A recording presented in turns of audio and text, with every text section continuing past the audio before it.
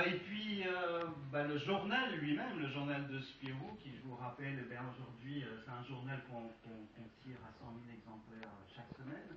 Donc on peut se dire qu'il est lu chaque semaine par 350 000 lecteurs. C'est un journal sans publicité, c'est un journal qu'on aime à dire parce qu'il est bénéficiaire, donc dans le contexte de la presse aujourd'hui c'est quand même assez exceptionnel. Eh bien, il ne va pas demeurer en reste puisqu'il va prendre la route et il va faire son tour, pas son tour de France, puisque c'est un tour qui va commencer en Belgique et passer par la France, passer par la Suisse. Donc c'est quoi le tour du journal de Spirou? Eh bien à peu près chaque mois, l'hebdomadaire va se poser dans une ville, Liège, Bruxelles, Lille, Paris, Lausanne, Lyon, Montpellier, Bordeaux, Nantes et Rennes. Et avec des auteurs du cru, des auteurs de chaque ville, le journal de Spirou va concocter un numéro spécial en y associant pour la sortie du journal, du magazine, un libraire, des séances de dédicaces et la presse régionale quotidienne. La presse quotidienne régionale, dans ce sens. Donc voilà. Et donc c'est un tour qui commence au mois de janvier et qui va nous occuper jusqu'au mois de novembre 2013.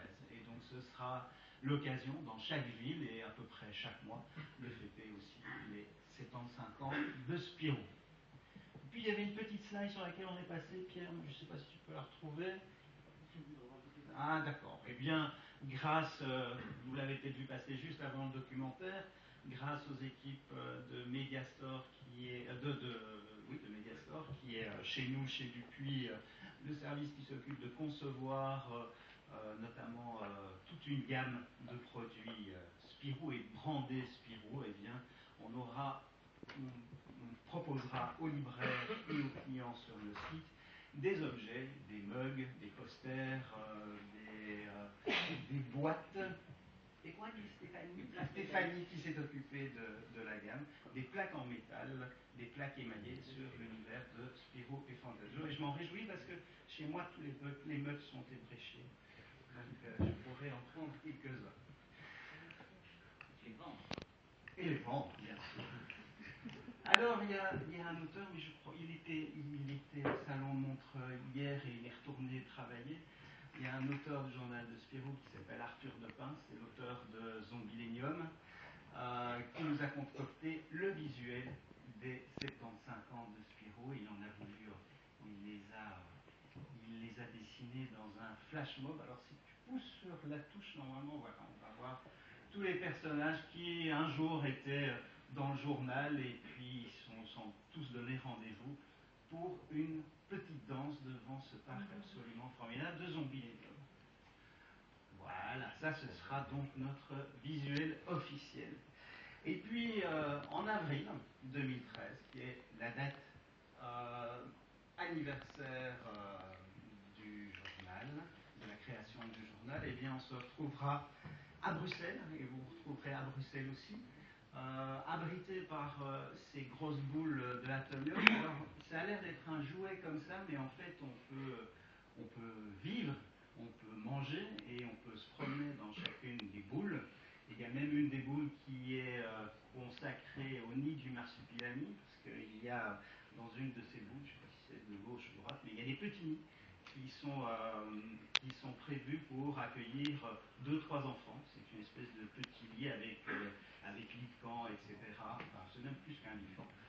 Et ce jour-là, si je peux repousser sur la petite touche, voilà, eh bien on vous présentera notre version numérique de Spirou, du journal de Spirou. Ce ne sera pas un journal en ligne, le journal papier mis en ligne, ce sera de la création et de la véritable création qui est faite pour la tablette. Donc, un journal numérique, un magazine numérique où il y aura de la création, où il y aura de l'exploitation du patrimoine et de notre patrimoine Spirou, et il y aura aussi tout un espace de partage et de communauté de jeux pour les enfants. C'est Louis-Antoine Dujardin qui fronce les sourcils parce qu'il voit que le temps passe très vite Et c'est lui qui va présenter donc le 23 avril le Spirou Z à toute la presse. Et je voulais mentionner deux choses sur ce point.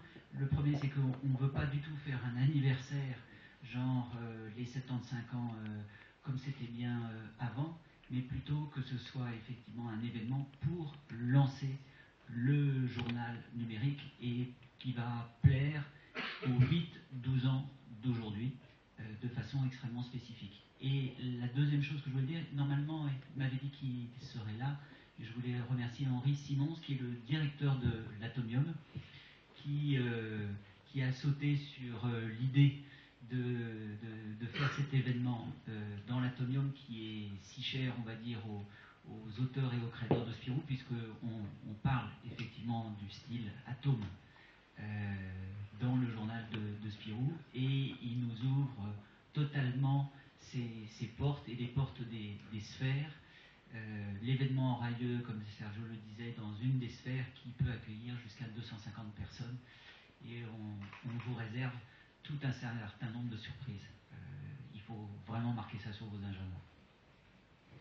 Et puis, c'est un lieu important, et puis on va investir d'autres lieux importants de la bande dessinée, puisque nous serons présents à Angoulême, à la Cité internationale, et je remercie d'ailleurs toute l'équipe de Gilles Simon qui se trouve ici. Merci de nous accueillir pour une exposition qui se veut une exposition populaire entre le mois de juin et le mois d'octobre 2013. Donc voilà, si vous passez par là, eh bien, les portes seront grandes ouvertes sur l'univers de Spirou et du journal de Spirou. Nous serons présents, c'est normal, nous serons présents en Belgique, au Centre belge de la bande dessinée,